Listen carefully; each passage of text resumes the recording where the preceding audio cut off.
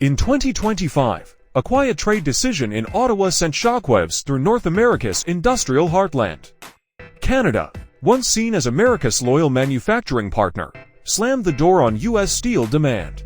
What began as a protective tariff quickly spiraled into an economic Cold War, with Detroit caught in the middle. This is the story of how a tariff meant to protect Canadian workers ended up reshaping the auto belt, bankrupting farmers, and rewriting the map of North American steel. In early 2024, Canada imposed a sweeping tariff on imported U.S. steel, up to 25% on certain grades. Ottawa framed it as protection, a move to defend local mills against what it called predatory U.S. dumping. Washington, however, called it economic betrayal. Within weeks, the price of steel across Canada surged by nearly 30%. Canadian automakers from Ontario to British Columbia suddenly found themselves paying more for raw material than their American counterparts. At first, the government brushed off concerns. But behind the scenes, panic was setting in. Dealers complained, supply chains tightened, and production slowed. Factories that had just recovered from pandemic shortages now faced another crisis, one born from their own backyard. By mid-2024, the ripple effects began spreading south. Detroit's automakers, long dependent on cross-border steel flows, found themselves squeezed by rising costs and falling demand. The tariff that was meant to strengthen Canada's economy had instead fractured North America's most integrated industry. At the center of it all was Mark Carney, former Bank of England governor turned climate finance advocate.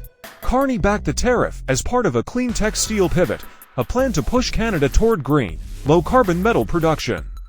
His message was clear. If Canada could produce cleaner steel, it could dominate the next industrial wave, but ambition clashed with reality.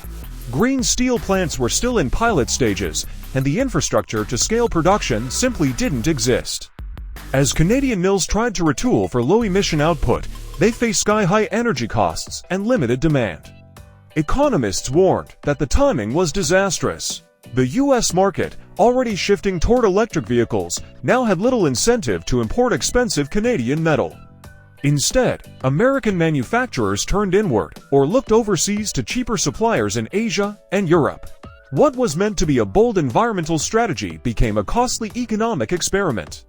The clean tech dream was real, but the market wasn't ready to pay the price.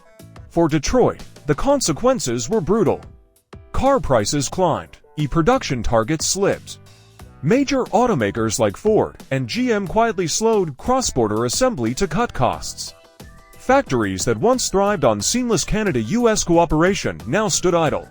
The North American auto belt, stretching from Ontario to Michigan, was losing its rhythm.